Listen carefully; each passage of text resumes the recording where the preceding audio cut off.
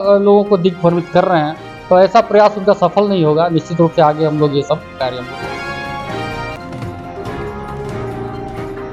नमस्कार, आज हम लोग के साथ जुड़े हैं विश्व हिंदू परिषद के सामाजिक समरसता के प्रमुख माननीय मिथिलेश्वर मिश्र जी। और आज हम लोग बात करेंगे हिंदू समाज जो दिन प्रतिदिन अलग अलग रूप में चुनौतियों के साथ सामने आ रहा है, अलग अलग विषय चुनौती के रूप में हमेशा खड़ा हो जा रहा है। इसके पीछे क्या कारण है, आज इनसे हम लोग बात करेंगे। और प्राचीन काल से अनेक प्रकार की चुनौतियां अपने अंदर, अपने इस हिंदू समाज के अंदर, इस हिंदू राष्ट्र के अंदर, हिंदू धर्म के अंदर आई हैं। प्राचीन काल में भारत सोने की चिड़िया थी। उसमें किस प्रकार के विदेशी आक्रमण हुए, विदेशी आक्रांताओं ने इस देश के स्वाभिमान को, हिंदू धर्म के स्वाभिमान को नष्ट करने का प्रयास किया। उसके बाद फिर अपने मुगल आए, अंग्रेज आए और कई तरह से इस धर्म, संस्कृति, उस राष्ट्र को समाप्त करने का उन्होंने प्रयास किया। परंतु अपना यह सनातन धर्म, हिंदू धर्म उस तरह है जैसे हम एक पीपल का वृक्ष देखते हैं, वो कहीं पर उसका एक पौधा छोटा सा अंकुरित हो जाता है। उसको हम एक बार कोई प्रयास करता है कि उस बीज से अंकुरित उस पीपल के वृक्ष को हम हटाने का प्रयास करें, वो हटाने का प्रयास करता है। परंतु फिर कुछ दिनों के बाद देखते हैं कि वहाँ पर फिर पीपल का वो वृक्ष फिर से वहाँ पर उत्पन्न हो जाता है। इसी प्रकार विशाल वट वृक्ष के समान है, पीपल के वृक्ष के समान, यह सनातन धर्म या संस्कृति कभी समाप्त तो होने वाली नहीं है। परंतु अभी वर्तमान में कई प्रकार की यहाँ पर चुनौतियाँ हैं, इसको चुनौती दी जा रही है। जैसे अभी जो हाल फिलहाल में जो बात जो आ रही है सनातन धर्म को नष्ट करने की, कोई बोल रहे हैं कि यह डेंगू के समान है, इसे नष्ट कर दिया जाए। तो ऐसा सोचने वाले स्वयं पहले अपने अंदर झांकें कि वो भी कभी सनातन धर्म और हिंदू संस्कृति के ही अंग थे। और यह भारतवर्ष है, यह भारतवर्ष शुरू से ही अपने सनातन धर्म, हिंदू संस्कृति, हिंदू धर्म, इस सभी का एक वाहक है। और इस भारत से यह हिंदू धर्म, हिंदू समाज और सनातन संस्कृति ये कभी नष्ट होने वाला नहीं है, क्योंकि यह प्रत्येक व्यक्ति के, यह समाज के अंदर, व्यक्ति के अंदर, सबके कण कण में यह व्याप्त है सनातन संस्कृति। और इसी जो हिंदू धर्म है वो एक पद्धति है हमारे जीवन की, भारतीयों के जीवन की, तो यह कभी नष्ट होने वाली नहीं है। ठीक है, आपने बताया कि पीपल की तरह उदाहरण दिया, लेकिन आप जिस तरह से भारत अखंड था, भारत से अलग हुए 12 राज्य, 12 देश अलग हुए और एक भी वो राष्ट्र जो है हिंदू देश नहीं बन पाए। आप बोलते हैं कि मिटेगा नहीं, लेकिन अलग हुआ तो संख्या तो कम हुआ ना, तो कहीं न कहीं प्रभाव तो पड़ रहा है। बात सही है कि प्रभावित है। अखंड भारत था हमारा आज से पहले, लेकिन जब अंग्रेजों का शासन हुआ 1875 के बाद में, वह कई बार भारत विभाजित, उसके पीछे कई कारण थे। हमारा समाज एक तो स्वयं अपने आप में बढ़ चुका था, कई प्रकार से यहाँ पर सामाजिक विषमता भी आई थी और कई प्रकार के षड्यंत्र राजनीतिक दलों के द्वारा, मुगलों के द्वारा यहाँ पर हुए। परंतु यह हिंदू समाज अगर संकल्पित होगा, आज के युवा अगर इस पर, जो भारत माता की जो अखंडित जो मूर्ति है, जो हमारे मन में, जो प्रत्येक भारतीय के हृदय में व्याप्त है, उस पर अगर चिंतन मनन करते हुए कि हम किस प्रकार इसको फिर से अखंडित करें, भारत माता को स्थापित करें, अगर प्रयास करेंगे तो निश्चय ही वो समय आएगा। जैसे जिस पर उदाहरण हम लोग इजराइल का लेते हैं। इजराइल भी एक देश था, लेकिन उसके लोग बाहर घूमते थे, कहीं पर मिलते थे तो वो बोलते थे कि हम लोग मिलेंगे यरूशलेम में। और आज आप देखें कि वो 1200 वर्षों के बाद, लगभग उससे भी ज़्यादा समय के बाद, आज यरूशलेम सबसे एक, इजराइल सबसे एक मजबूत राष्ट्रों में से एक है।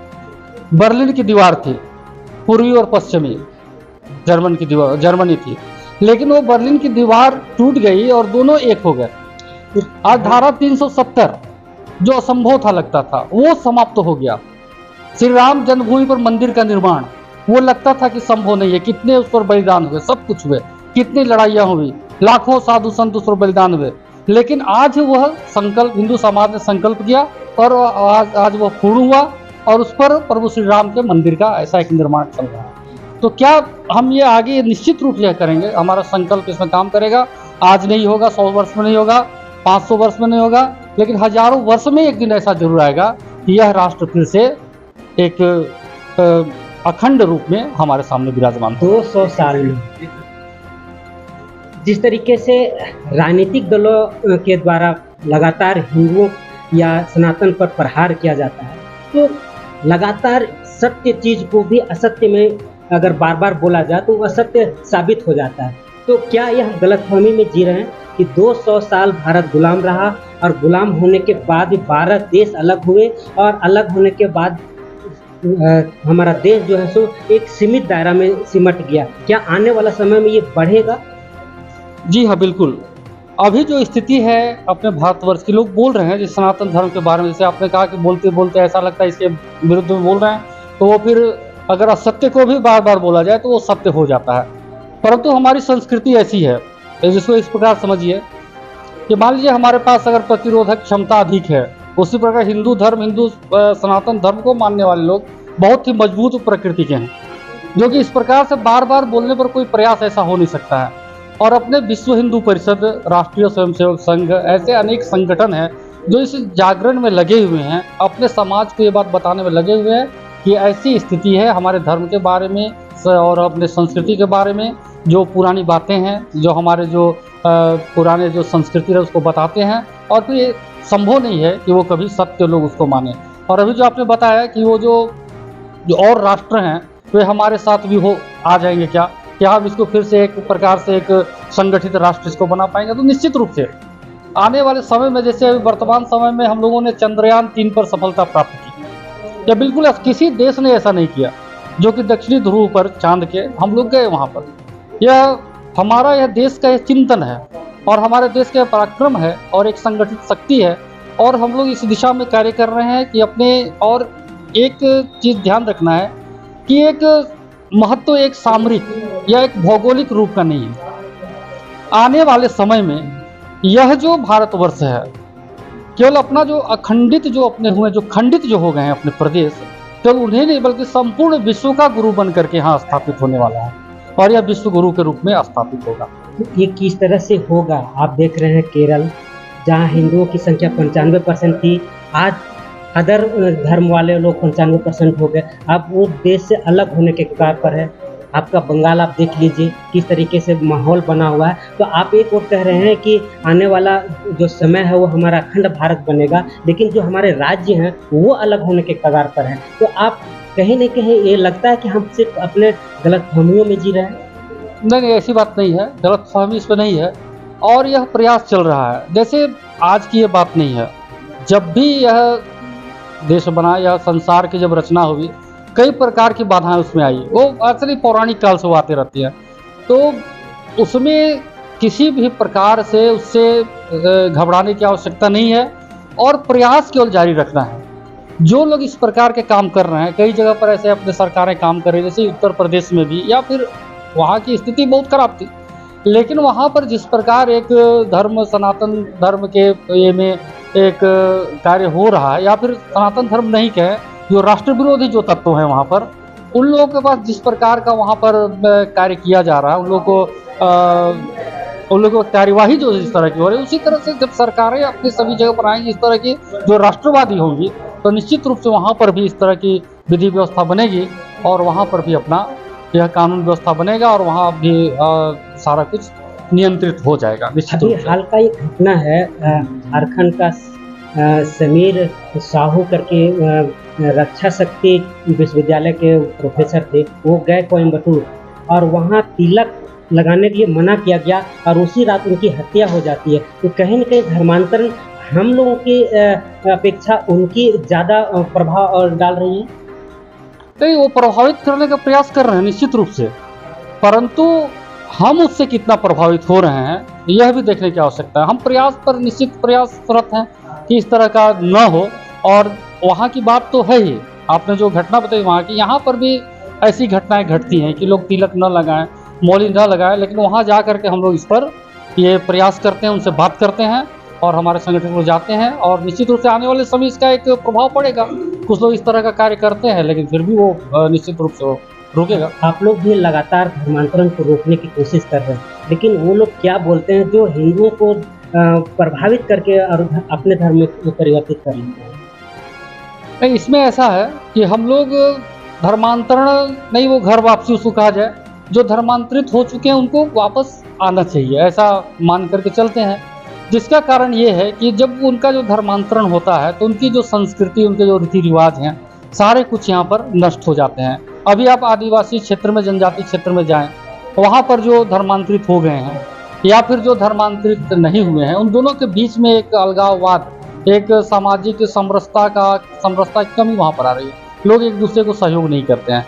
कारण क्या है इसके पीछे में? जो धर्मांतरण जो हो रहा है, जो उसके पीछे कारण है कि अज्ञानता। वहाँ पर मुख्य रूप से अज्ञानता है, अशिक्षा है और गरीबी है। ये तीनों चीज़ मिल करके और इस पर एक लोग धर्मांतरित इस मामले पर हो जाते हैं। किसी तरह से लगता है कि अगर हम दूसरा धर्म ऐसा स्वीकार करेंगे तो ये सारे कुछ हमारे। अभी आदिवासियों के विषय आपने बताया, तो आदिवासी अपने आप को हिंदू ही नहीं मानते। नहीं, आदिवासी, सभी आदिवासी हिंदू नहीं मानते ऐसा नहीं है। आदिवासी जो है, जो सरना जो एक अंग है, सरना एक समाज है, जैसे और भी पंथ है, उसी तरह से सनातन धर्म का भी एक यह अपना एक अंग है, सरना समाज। इसका उदाहरण जब हम लोग देखते हैं कि जिसकी हम लोग पूजा करते हैं, महादेव की पूजा करते हैं, वहाँ पर वो पूजा कराते हैं। जब हम देवड़ी मंदिर जाते हैं तो वहाँ पे पुजारी पहान है। और फिर बहुत सारे आप जाइए परिवार में तो वो सभी जो हमारी जो पद्धति है, जो रीति रिवाज, उसी रीति रिवाज के अनुसार उनका सारा कुछ होता है। और वो अपने सभी देवी, माता देवी को मानते हैं, महादेव को मानते हैं, हनुमान जी को मानते हैं, सबको मानते हैं।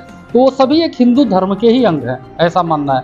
कुछ लोग ऐसा लोगों को दिग्भ्रमित कर रहे हैं, तो ऐसा प्रयास उनका सफल नहीं होगा। निश्चित रूप से आगे हम लोग ये सब कार्य हम लोग कर रहे हैं। तो कहीं न कहीं आदिवासियों को कमजोर करके सनातन से अलग करने की साजिश माना जाए। बिल्कुल बिल्कुल, यह साजिश चल रही है यहाँ पर कि किस प्रकार हिंदू समाज कमजोर हो। आज से नहीं, यह सैकड़ों वर्ष से यह चल रहा है कि हिंदू समाज को बांटा जाए। और बांट करके कैसे ये जब कोई भी जब बढ़ जाता है तो निश्चित रूप से उसकी शक्ति कम हो जाती है। तो यह केवल हिंदू समाज को बांटने का षड्यंत्र नहीं है, यह एक राष्ट्र को बांटने का षड्यंत्र है। क्योंकि हम जहाँ जहाँ देखते हैं कि जहाँ हिंदू समाज कम हुआ, वहाँ पर अपना जो राष्ट्र अपना कट करके वो अलग हो। तो यह एक साजिश है, षड्यंत्र है।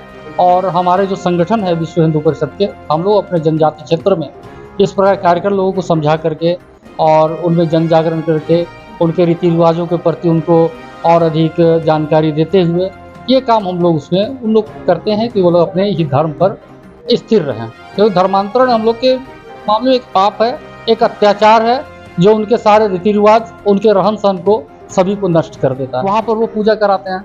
जब हम देवड़ी मंदिर जाते हैं तो वहाँ पे पुजारी पहान है। और फिर बहुत सारे आप जाइए परिवार में तो वो सभी जो हमारी जो पद्धति है, जो रीति रिवाज, उसी रीति रिवाज के अनुसार उनका सारा कुछ होता है। और वो अपने सभी देवी, माता देवी को मानते हैं, महादेव को मानते हैं, हनुमान जी को मानते हैं, सबको मानते हैं। तो वो सभी एक हिंदू धर्म के ही अंग हैं, ऐसा मानना है। कुछ लोग ऐसा लोगों को दिग्भ्रमित कर रहे हैं, तो ऐसा प्रयास उनका सफल नहीं होगा। निश्चित रूप से आगे हम लोग ये सब कार्य हम लोग कर रहे हैं। तो कहीं न कहीं आदिवासियों को कमजोर करके सनातन से अलग करने की साजिश माना जाए। बिल्कुल बिल्कुल, यह साजिश चल रही है यहाँ पर कि किस प्रकार हिंदू समाज कमजोर हो। आज से नहीं, यह सैकड़ों वर्ष से यह चल रहा है कि हिंदू समाज को बांटा जाए। और बांट करके कैसे ये जब कोई भी जब बढ़ जाता है तो निश्चित रूप से उसकी शक्ति कम हो जाती है। तो यह केवल हिंदू समाज को बांटने का षड्यंत्र नहीं है, यह एक राष्ट्र को बांटने का षड्यंत्र है। क्योंकि हम जहाँ जहाँ देखते हैं कि जहाँ हिंदू समाज कम हुआ, वहाँ पर अपना जो राष्ट्र अपना कट करके वो अलग हो। तो यह एक साजिश है, षड्यंत्र है। और हमारे जो संगठन है विश्व हिंदू परिषद के, हम लोग अपने जनजाति क्षेत्र में इस प्रकार कार्यक्रम लोगों को समझा करके और उनमें जन जागरण करके उनके रीति रिवाजों के प्रति उनको और अधिक जानकारी देते हुए ये काम हम लोग उसमें उन लोग करते हैं कि वो लोग अपने ही धर्म पर स्थिर रहें। क्योंकि धर्मांतरण हम लोग के मामले में एक पाप है, एक अत्याचार है, जो उनके सारे रीति रिवाज, उनके रहन सहन को सभी को नष्ट कर देता है। जी, मेरा मिथिलेश्वर मिश्र, प्रांत सामाजिक समरसता प्रमुख, झारखंड।